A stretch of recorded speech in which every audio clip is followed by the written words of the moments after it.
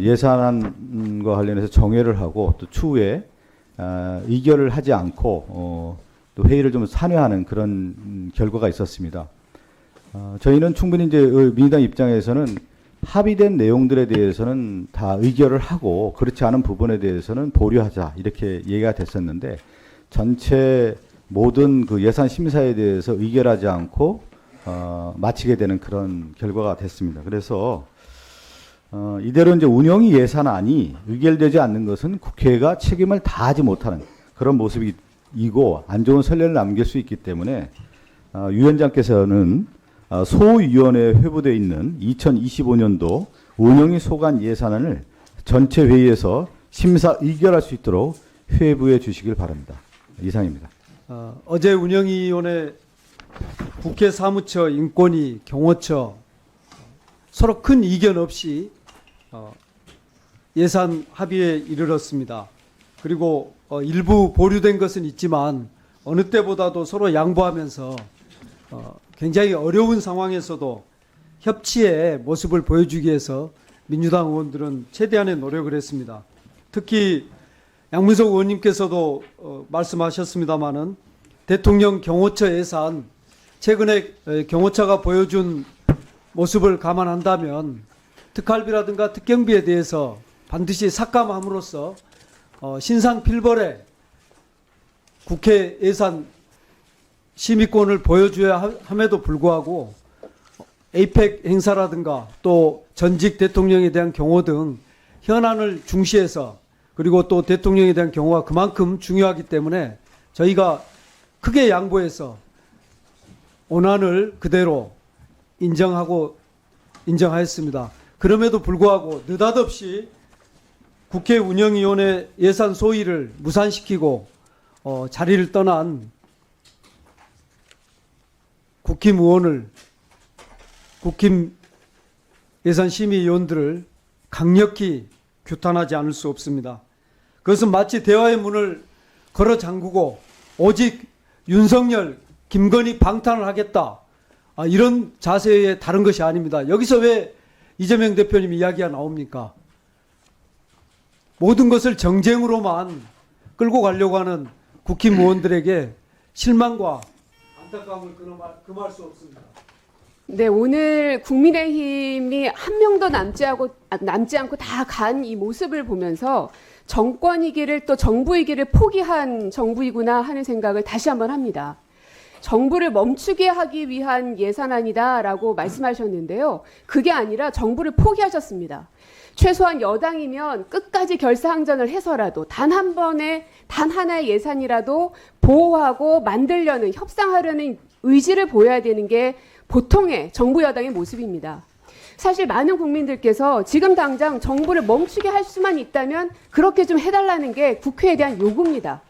그럼에도 불구하고 그래도 국가는 운영돼야 되겠기에 경호처 예산도 다 살리고 인권위 예산도 다 살렸습니다.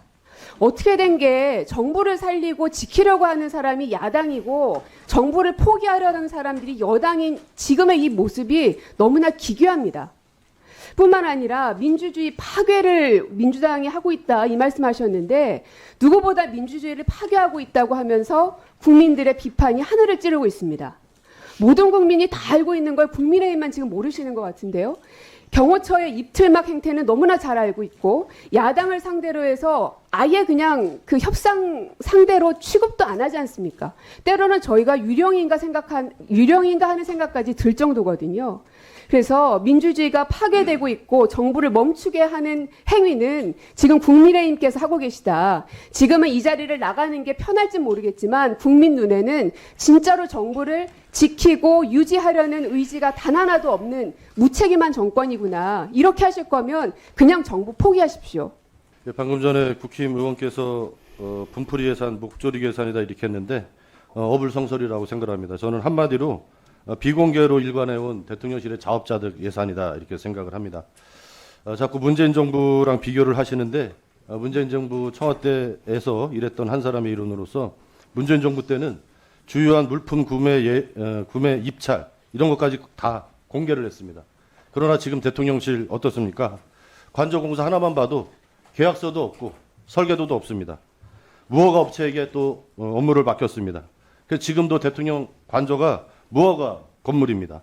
이런 상황을 초래한 자들이 바로 국민의힘이고 대통령실입니다. 그리고 경우는 또 어떻습니까? 국내 기자에게는 정말 무소불위의 권력을 가지고 힘을 가지고 하면서 어제 국제무대에서 나가서 정말 나라의 품격을 땅에 떨어뜨리는 그런 경우 망신을 당했습니다. 이렇게 해놓고 대통령실 예산을 계속해서 고집하는 것은 어불성설이라고 생각을 합니다. 저희도 대통령실이 일 잘하면 엑스포도 유치하고 해외 나가서 자원 내기도 잘하고 일 잘하면 2배, 3배 왜 증액을 안 해드리겠습니까? 10배라도 증액할 수 있다고 생각합니다. 그러나 지금까지 대통령실이 보여온 모든 행태를 봤을 때 그러한 것은 절대로 있을 수 없다. 대통령실에 또한 국민의힘의 절절한 반성을 촉구합니다.